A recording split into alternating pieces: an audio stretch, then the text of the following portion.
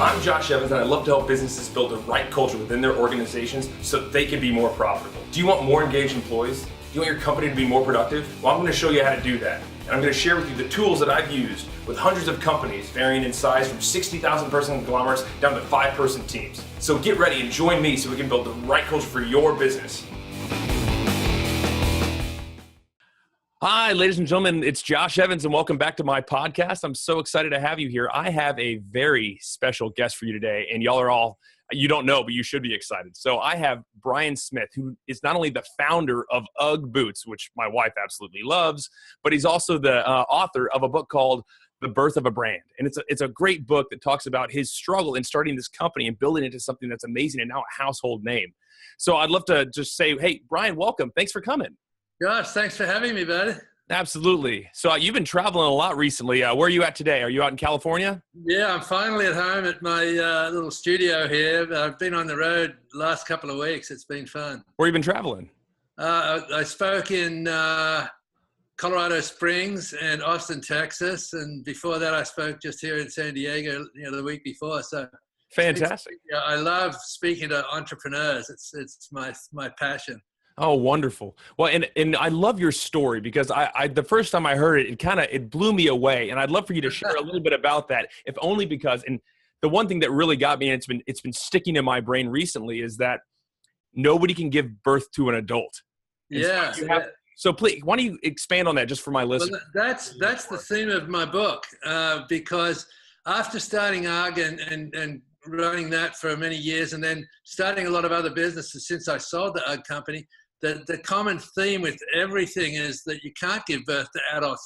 You have to conceive it first and then take the first action. So the birth of Ugg was like buying 6 pairs of samples, because that was the first action. And then it just lay there, and like every business, it just lies there and lies there in this infancy, and there's no amount of overfeeding or yelling at the infant that can't get up and go to college. It just has to be an infant. But eventually it starts toddling, and that's when, the first users are buying your product and people are writing magazine articles about you. And that quickly goes into the youth phase where, that's the best of all. You've got consistent orders and consistent production, and the billing and shipping is great, and customer service is great. And you can run a $20 million business in that phase.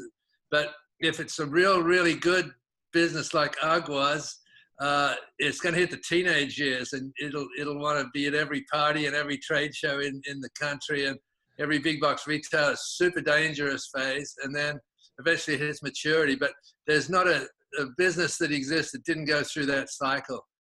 Absolutely. And there's something else you said. You had talked about a tadpole, right? To where the best way to become a frog is to be content as a tadpole. Extrapolate that a little bit more for me, because I want my listeners to really catch that. It sort of backs onto that same theme, because, the number of times I go out to audiences and the people are entrepreneurs, and they're all worried that they're not bigger and going faster and more profitable, and they're looking at everybody else next to them who seems to be further along than they are, and they all feel that there's something wrong. But there really isn't, because it takes so long. Like Ugg sales were like, $1,000, 28 pairs the first year, and, I thought I was going to be a multi-millionaire in a couple of years, because everybody in Australia wore sheepskin boots and nobody in America did, but they just didn't get it. So it limped along about 5,000 the first year, and 10 the second, and I think it was 18 the third, and the fourth year was like 25. And even though I finally figured out marketing, we can talk about that next, which jumped it to the $200,000 level in one season. I had to go through all those grinding years, and the theme, why I call this the tadpole phase, is that the quickest way for a tadpole to become a frog is live every day happily as a tadpole, because there's nothing you can do to accelerate it. And you might as well be happy every day and stop looking at everybody else, your competitors with envy, and just appreciate being a tadpole, Absolutely. One I kid, love that idea. I mean, even for me in my own business, I can think about that and apply it to so many other things, but it's not just entrepreneurs, even huge, large businesses. None of them are content where they are now. I mean, if they were, then they're just complacent and they're on the exactly, downward yeah, way. But yeah. all of them should be content where they are now. Not we always have that tendency to look over at our competitors and be like, "Oh man, why haven't I reached that stage Every yet?" one of us does that, yeah. Yeah. Well, I'll tell you, put it in perspective. I just read Phil Knight's book, Shoe Dog. He was the creator of Nike. Uh-huh. And the first 5 years sales of Ugg was greater than the first 5 years sales of Nike. So even those giants have gone through the same thing in the startup phase. Well, that makes you feel good, doesn't it? Yeah, That's awesome. I felt much better when I read that. That's awesome. That's awesome. So be honest, did you just really do these boots so that you could surf more? Yeah, it was a great lifestyle thing Yeah. because I tried the shoe stores in America first. They wouldn't even touch them, even Nordstrom said, we don't sell those, we sell shoes, right? That's great. And so I went after the surf shops because lots of American surfers had been to Australia to go, on their surf trips, and they'd brought 4 or 5 pairs of Ugg boots back for their buddies. So it was really well known. Back the sheepskin boots were well known in the surf community. Mm-hmm. And so that was the sort of area that I started selling to. And because of that, it was, my favorite period it wasn't very profitable, but I used to open up the back of my van at Malibu Beach after and that's how I got that first $5,000 worth of sales in the first year. That's awesome. I'm a terrible surfer. I surf occasionally. My brother-in-law is a big surfer, so he probably surfs. Yeah. So he went to school out on the West Coast, and now he travels probably once or twice a month to different places to surf. But because he loves it. Wow, that's great. Yeah. But he's always taking me out. He's like, "Yeah, hey, the waves are pretty good. Let's go." And so I'll go with him, and then it's stuff that I shouldn't be riding. It's just monster stuff that he loves to drop in on. But I'm riding, at 8.0, like something big boy. I know it's more difficult for sure. Oh yeah. But very cool. I want to jump into the marketing piece because I know that you had struggled early on and you tried models and stuff like that to try and get people, but that was inauthentic to the brand. And I'd love to hear a little bit more about how you evolved that process and where you got to. Sure, that's a good story. It was probably 3 years I was advertising with these models at the beach, wind and sea with perfect hair and perfect makeup and clothes, and the Ugg boots were like main center on the ads, and the sales were like remember I said it went from 5 to 10 to 18, and I couldn't understand why it wasn't working because I knew the sales should be way more. And one day I was having a beer with one of my surf shop owners, and he just said, "Oh, shut up, Brian." He calls up to all these young kids in the back room, "Hey, come out here.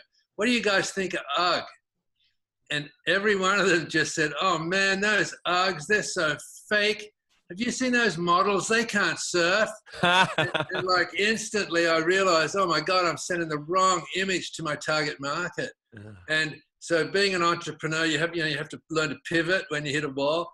I decided to call a buddy of mine who was running a young surfing association for the high school kids.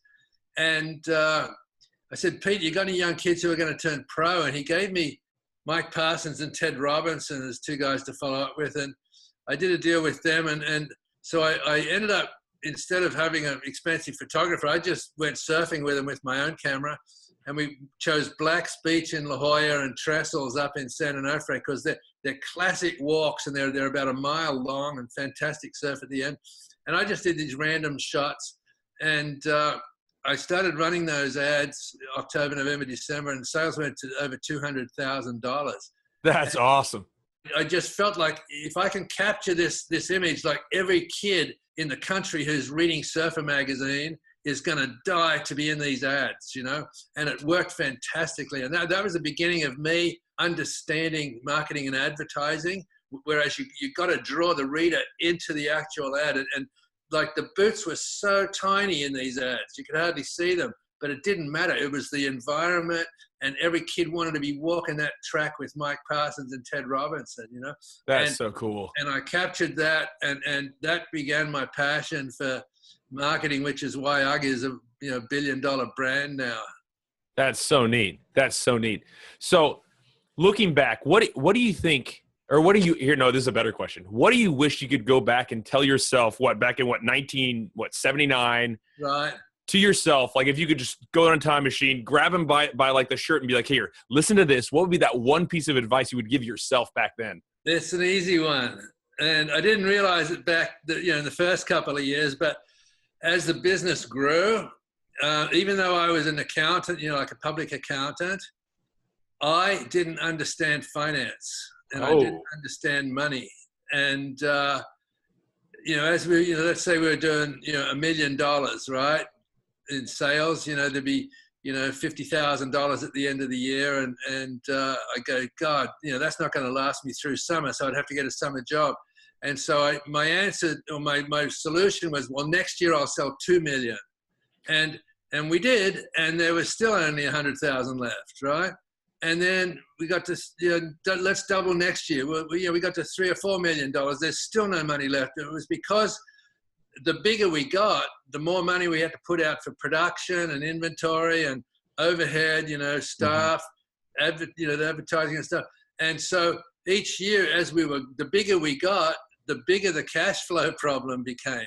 And my simplistic mind thought the answer was just more sales, but it really wasn't. It was forecasting what's going to come from next year and what sort of sales you do need, what sales you're anticipating, and then look at the cash you need to get there.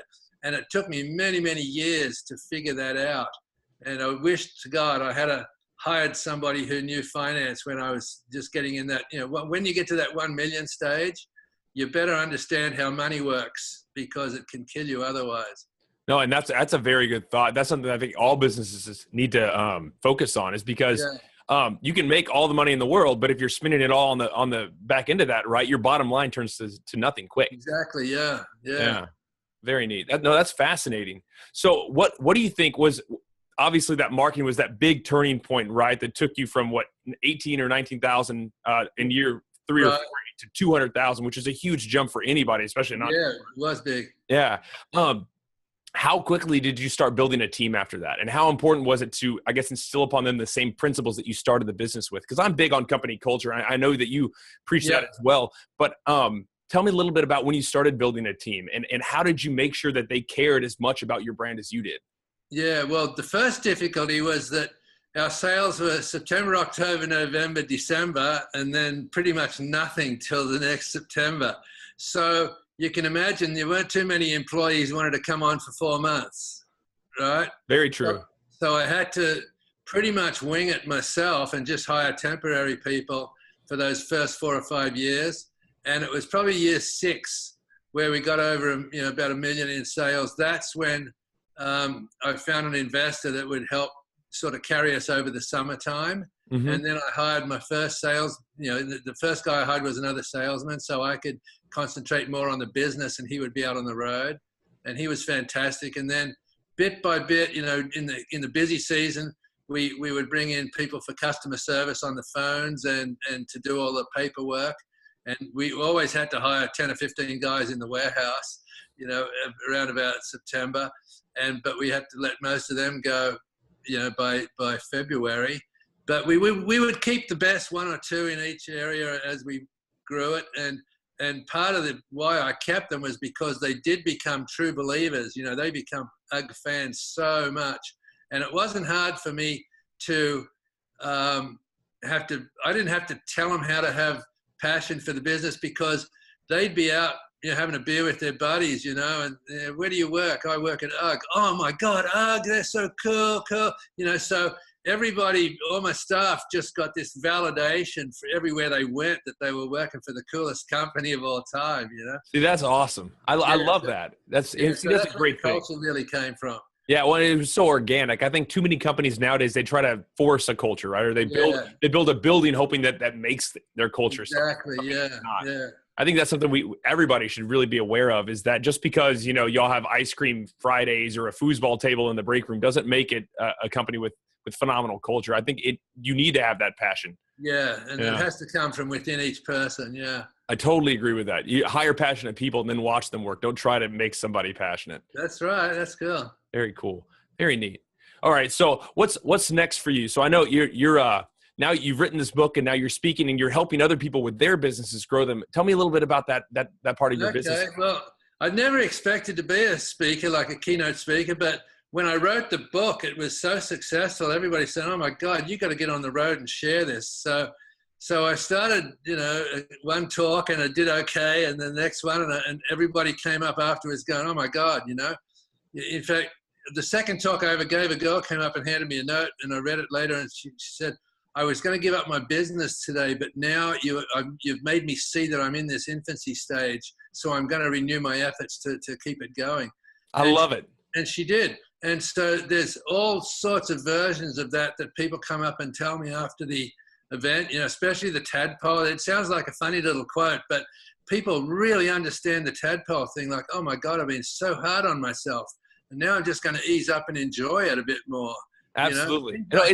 It is simple, but it's so profound. I mean, it stuck with me for 2 years ago was when we first met. And I think we had years of that night. I was just thinking, the tadpole thing, it just sticks in your brain. You're like, it's okay. It's a powerful piece of philosophy. It absolutely is. Yeah. And so it's the incredible feedback I get from entrepreneurs from when I come off the stage that makes me really want to do it more. And I'm getting better and better at it. And my stories are getting, sharper and more succinct and more to the point. So I'm getting more, feedback from the audiences. So it's something that I love. So yeah, if any of your listeners are looking for a great keynote speaker at their organization, then just keep me in mind. You can get me at brian@uggfounder.com. That's uggfounder.com. Awesome. So where's your favorite place to surf? Ever? Well, it's probably still Malibu Okay. on a day when there's not too many crowds. But I do a lot of surfing. I live in San Diego, so I live right next to Cardiff Reef. So I surf that a lot. It's, a little bit north of La Jolla. And, I've had trips myself, like down to El Salvador and stuff, which have been fantastic, but I'm really not that much of a daredevil surfer anymore. I just like to go out and cruise with the old guys, I hear it. Yeah. Slow and easy gets me into shore, man. That's right. Oh, that's awesome. That's awesome. Well, and there's a lot of parallels, and I'm only thinking about this now because we're having the conversation. There's a lot of parallels between business and surfing as well, because it's about patience and it's about respect and it's about understanding what's going on around you. And I think too many people, at least in business, they're too quick to make snap judgments, right? As in getting on a wave they shouldn't, or jumping ahead of somebody else. And I think there's a lot of parallels to be made there as well. Yeah. Now, the more I think about it, the more there are. It's very, very true.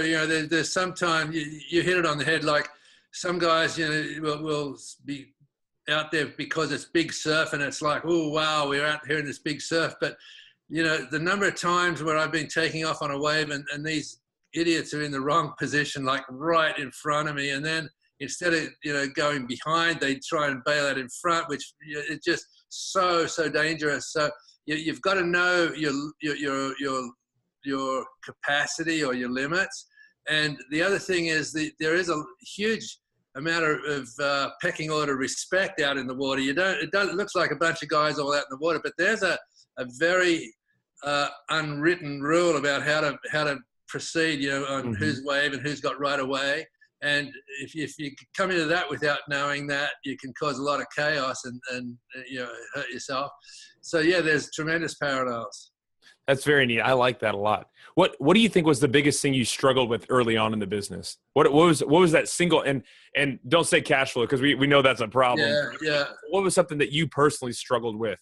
Was it a frustration? Was it confusion? I don't know. I mean, those are things that I think.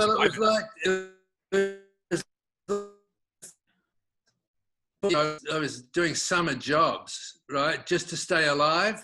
And, I always, my life was sort of built around the Ugg business, but it was like a 2 or 3 month thing every year. And it was hard. And I just got married then. And it was really hard trying to feel good about myself when it wasn't really working. And it's a big thing entrepreneurs do. They tend to make their whole being about their business instead of what I learned now is that, hey, I'm a completely whole human being. I've got a, spirit of God in me, and I've got free will. I can do what I want. And I am not my business anymore. But there was a period at Ugg where I was my business. And if the business wasn't doing well, I was down in the dumps. And we'd have a great day at the business. I'd be up on top of things, So it took me a long time to realize that the business should be something that you do on the side of your life to bring in income, or let your passions and interests run wild, but it is not, the business isn't you. And if I think that's a big thing that I talk about on the stage now, and people just clap every time I bring that up. No, I love that. They all, you I don't know if you think that you are your podcast, but, oh, no. This is but a part of my business, and my business is but a part of my life. Yeah. Fantastic. Well, that's a healthy attitude. Well, and so it's funny because I speaking to a lot of my clients, what I found is in working together in the business, they have this whole idea, and I hate this phrase, work-life balance, as if they're assuming that your life and work should somehow be in balance, and where work isn't equal to life. Work is but a small part of your life. Yeah. So if you're looking for some sort of balance there, you have the wrong perspective. And so I fight against that sort of mentality, because people often take on this perspective like, I have my work self, right? My professional guy. And then I have my personal self. Well, I mean, if anything, that's a lack of integrity if you're not the same person at work as you are in your personal life. But the second thing is that you're giving work too much power over your life, because everybody, depending on what you do, you take home part of your work back into your life, right? So if you take it too seriously, it's going to negatively affect you when you have a bad day, or positively affect you when you have a good day. Yep. No, you absolutely put it in perfect words. Yeah. Yeah. No, it's something I see all the time too. But I love that idea of, you're not your job. You are you, and your job is but part of that's right. your existence, not the reason for your existence. Yeah. If I could just get that message out to 1 million people, that'll be making a lot of people healthier. I agree. I like that a lot. Well, if there was one final piece of advice you could say to any human being right now, say it's maybe a middle manager that's struggling with whatever job he's working on, or that early entrepreneur, what would be that single piece of advice if you could grab them and just be like, look, listen to this one thing, it's going to make life seem better? Would it be what you just said, which is you are not your job? No, I've got another thing that I think is really powerful. I live my life by, and that is that nearly always your most disappointing disappointments become your greatest blessings. Ooh. And I ask people on the stage, how many of you, put your hand up if something happened to you in the last year where at the time you thought it was a huge, breakdown or disappointment or whatever, and you look back now and you think, thank God that happened. That's the best thing that ever happened. And it's nearly everybody puts their hand up, because it's amazing when something sort of goes wrong. If you have a positive attitude towards it, like I say, God damn it, that's great. Now what's great about it? And you'll be staggered at how fast you'll come up with a way around it, or a way over it, or a different way of looking at it. Or, if it's a people thing, you'll hire somebody different. And you look back a couple of months later and go, shit, we're doing so great now. Thank God that happened.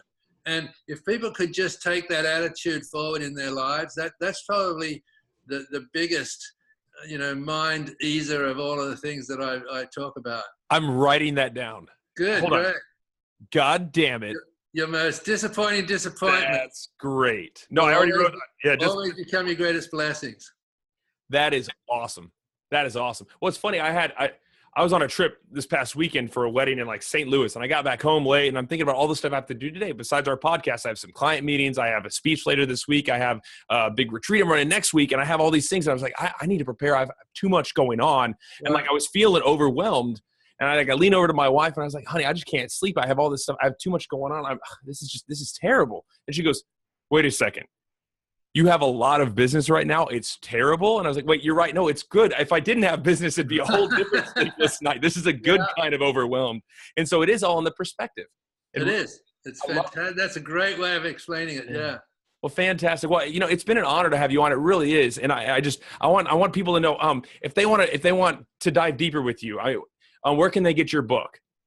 You can buy it on Amazon. It's called The Birth of a Brand, and or also my website. And the website is Brian at uggfounder, uggfounder.com. And if you want to book me for a talk or talk about some other relationship, I'm more than happy to correspond. It'd be fantastic. Perfect. Well, Brian, thank you so much for coming on. I'm honored to have you, and I'm sure all my listeners are very honored to have heard you as well. Thanks, Josh. I really appreciate that. Absolutely. Yeah.